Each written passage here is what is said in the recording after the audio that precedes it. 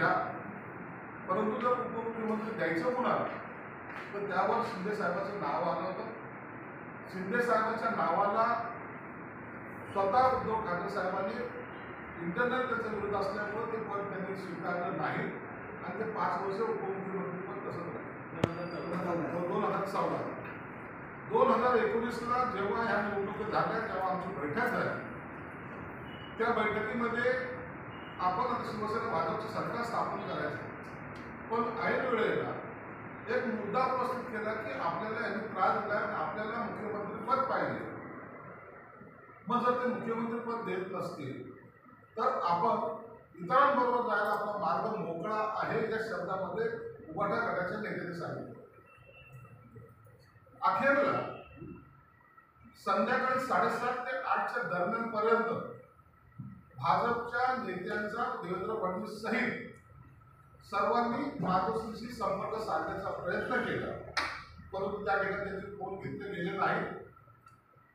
सर्व आमदारांना जेव्हा मग अखेरला सांगण्यात आलं की आपण आता काँग्रेस आणि राष्ट्रवादी बरोबर युती करतो आणि आपला मुख्यमंत्री बनवतो, तर आमची साहजिक भाव होती की एकनाथ शिंदे साहेबांशिवाय दुसरं नाव नसणार.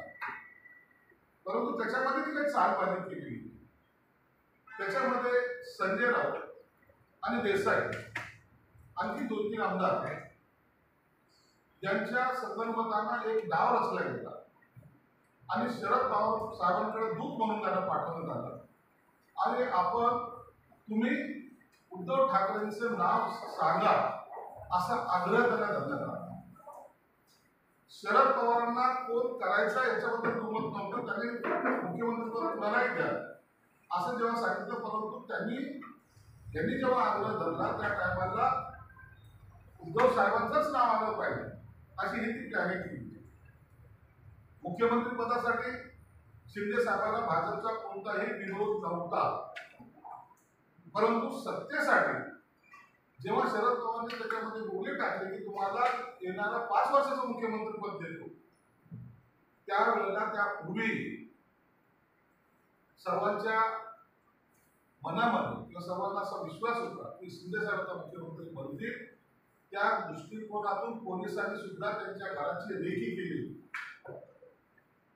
घराची पुन्हा रेखी केली. त्यांना सांगण्यात आलं होतं की आमची माहिती अशी आहे की उद्या साहेब शपथविधी घेणार आहे, परंतु रातोरात हे चक्र फिरून स्वतः मुख्यमंत्री कसं होईल याचे प्रयत्न उभाटा गटाकडून केले गेले आणि त्याला या बाकीच्यांनी जो सपोर्ट दिला, त्यामुळं आज जी काही विभागणी झाली किंवा जी काही फूट पडली त्याला सुद्धा हे एक कारण आहे. म्हणून इतरांना भाजपवर आरोप करून चालणार नाही. भाजपने केलेला सपोर्टच होता. भाजप स्वतः सांगत होतं की आपण मिळून सरकार स्थापन करू, 2.5 वर्ष आम्ही तुम्हाला देतोय हे सर्व सांगितल्यानंतर सुद्धा जाणून बुजून आपल्याला भाजपबरोबर जायचंच नाही हा हेतुपरपणा करून स्वतः मुख्यमंत्री पद मिळवण्यामध्ये उभाटा गटाचे लोक यशस्वी झाले होते. परंतु त्याचे परिणाम जर पाहिले तर तुम्हाला आता दिसतील की सर्व या सगळ्या निवडणुकीमध्ये ग्रामपंचायतच्या पासून तर सर्व बाकीच्या ज्या निवडणुका मध्यंतरी काळात झाला त्यामध्ये उभाटा गटाला पिछाड लागली तर 4 नंबरवर गेला.